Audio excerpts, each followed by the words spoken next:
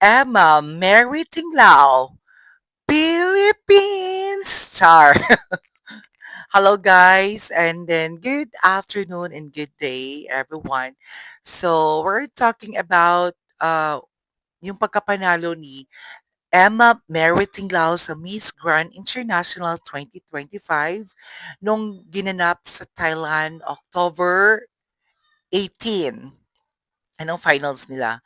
Actually, from the start, in the beginning, nung pumunta na si Emma, ang Philippines, pumunta na sa Thailand, pasabog agad. Grabe yung pasabog ni Emma until the end. Hanggang natapos yung show, hanggang natapos yung finals, grabe ang pasabog ni Emma. And then I feel, Emma talaga is siya talaga yung makakasungkit ng crown ng Miss Grand International 2025 that night.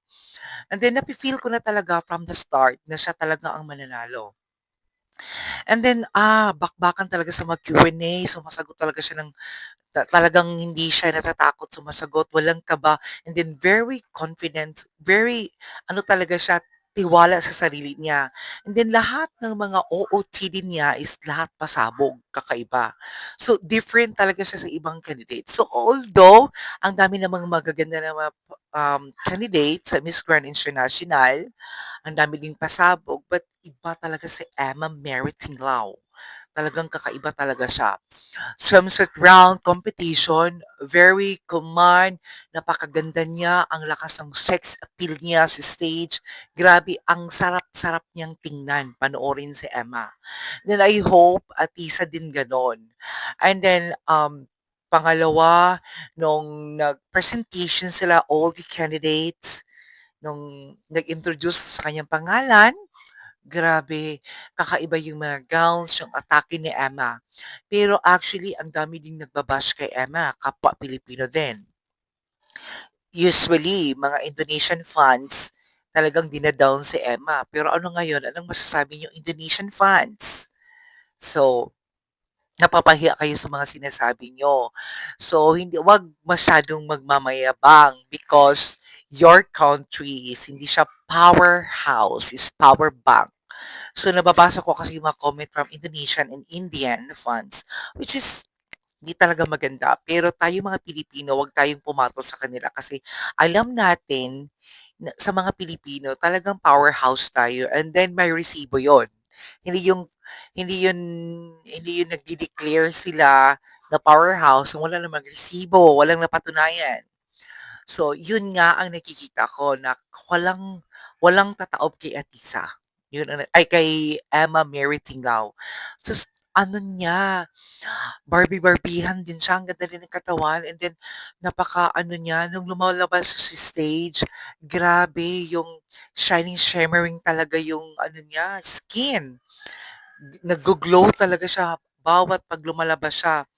And then yung gown competition na, gosh, talagang napapa-wow talaga ako sa gown ni Emma. Doon pa lang paglabas niyang gown na orange color, napasabog niyang gown, alam kong winner na talaga siya. At siguro sa paglabas niya yon, hindi din ako makapaniwala kung tatawagin siyang second runner-up, fourth runner-up, third runner-up. I think she's the winner that night. Gown, yung Q&A, question and answer, pasabog si Emma.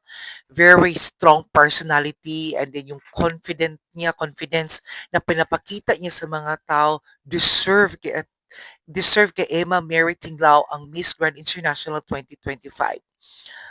And then doon nakikita nila ang pasabog ng Pilipino, ang isang kamandag ng mga Pilipino na grabe yung mga beauty queen natin hindi magpapakabog. So, sa pamamagitan ni Emma, and then ngayon, grabe yung standard ng Grand International. Yung parang standard din ni Katrina Gray. So ngayon si Katrina Gray is nakakapahinga na kasi nga si Emma na ang lumaban. Lumaban siya ng Miss Grand International at wala akong masasabi, grabe. Um, Although lahat ng candidates is ano talaga sila, all of them is deserve din talaga silang manalo, pero one crown lang talaga ang puwedeng makuha. So nanalo ang Philippines for Miss Grand International, and congratulations to Emma Mary Tinglao, Philippines. Thank you so much, guys. Thank you for watching. Sa lahat pong hindi nakasubscribe sa YouTube channel ko, please subscribe Kate World Channel. And then sa lahat pong hindi nakapag-follow and subscribe sa Facebook account ko, please follow Kate Tacal Prado in my page, Kate Beauty Vlog. Thank you so much, guys. Diba? Ang bilis. Ka-idea.